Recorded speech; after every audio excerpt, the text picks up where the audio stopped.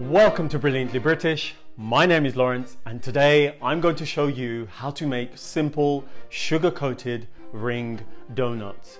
So as I show you how, please sit back, relax with a cup of tea in hand, putting those feet of yours up to, and enjoy this episode.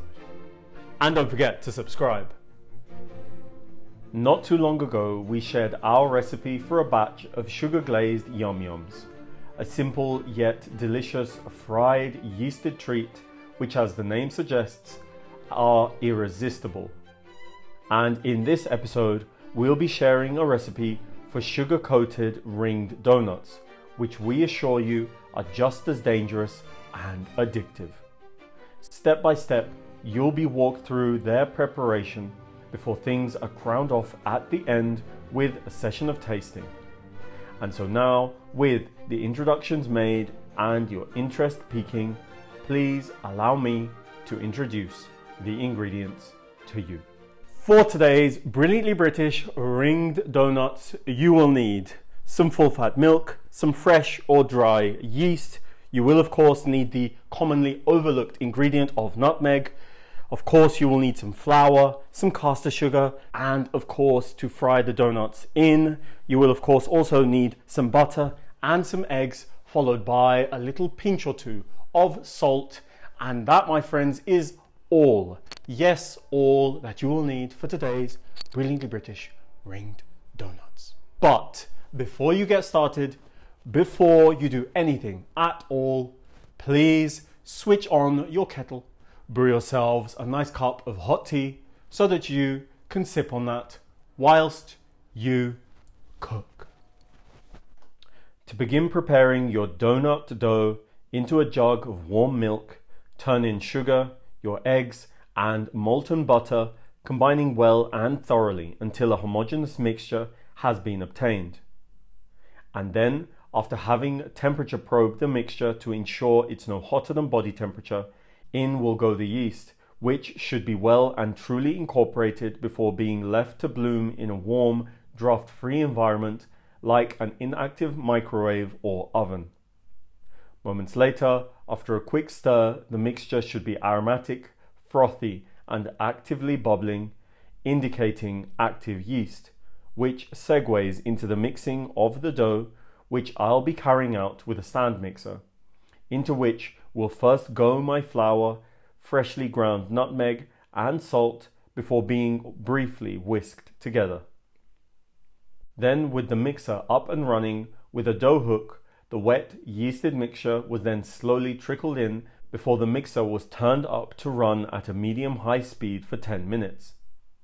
With 10 minutes passing, take a moment to strip your dough hook of dough, and then on a lightly oiled surface, fold in the sides of the dough in order to form it into a roundish shape, greasing a bowl completely afterwards wherein the dough should be placed, and then covered with a wet towel and set in your fridge for at least an overnight period or up to 2 days, which should leave you with ample time to relax and rehydrate with Brilliantly British content in hand, making sure of course to like and subscribe. Thank you. After resting and proofing in the fridge, on a floured surface, divide the dough equally into 10 to 12 with the aid of a scale, using a minute amount of flour if necessary to assist you as you ball the divisions, one at a time, using the moment to enjoy the therapeutic process of handling the dough. With the dough balls made, one at a time, proceed by rolling them out until just large enough to be cut, with both pastry rings, with the ring-shaped dough being placed on a grease-proof paper sheet and then onto a tray, with the aforementioned steps being repeated until all dough balls have been processed and readied for frying, yielding trays akin to those on screen now, which should be left to rest and rise in a warm, draft-free environment such as an inactive oven, which you may want to facilitate with steam from a bowl of hot water, which once again leaves you with yet more time to relax and rehydrate before remembering to optionally like and subscribe.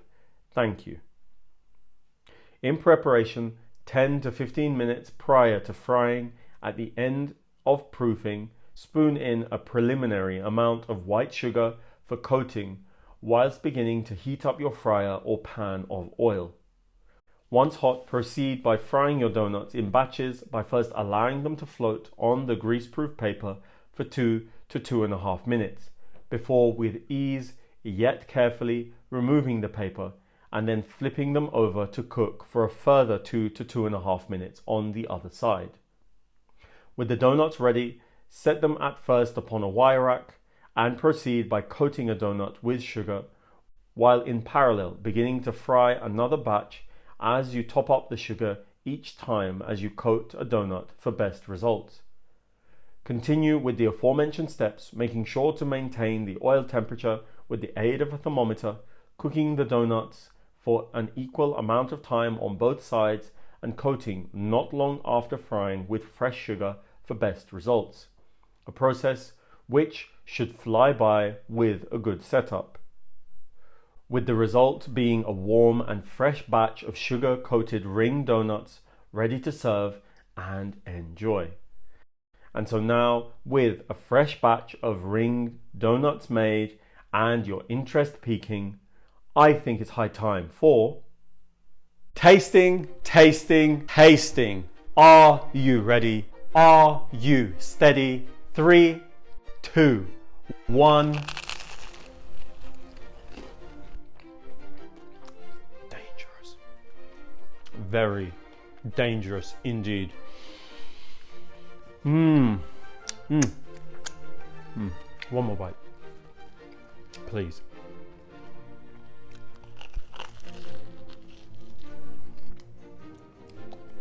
So good. Compose yourself, Lawrence. Right. The donuts are so tender and delicate. It's honestly outstanding, out of this world. First and foremost, you bite into them and you're confronted with that lovely, light, crisp crust. There is texture here, which you won't get in any of the donuts that you'll buy in the supermarket, because they, not to discount them, are just soft and unidimensional. These, as I said, on the outside are crisp, are crunchy, and then once you get through that crust, you've got the most delicious and yet tender interior. It's outstanding, and one of the secrets when it comes to making yeasted doughs or batters like this is nutmeg. You can't definitively identify it, but when you omit it in a recipe like this, you will know straight away. And then there's the sugar on the outside, which adds a crisp crunch texture and of course adds a lovely sweetness. Have I said enough here? Are you not yet sold? Because right now I expect you to get out of your seat, to run out and get the few simple ingredients to make a batch of these simple ringed sugar-coated donuts. So with all of that being said, please, I beg you, go out, get the ingredients and make these donuts. Please.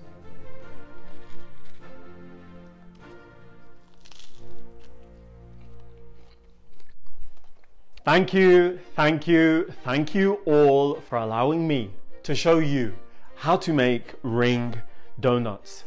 Knowing that you loved this episode, please don't forget to click on the like button, the subscribe button, and the notification button so that you don't miss any of our new releases.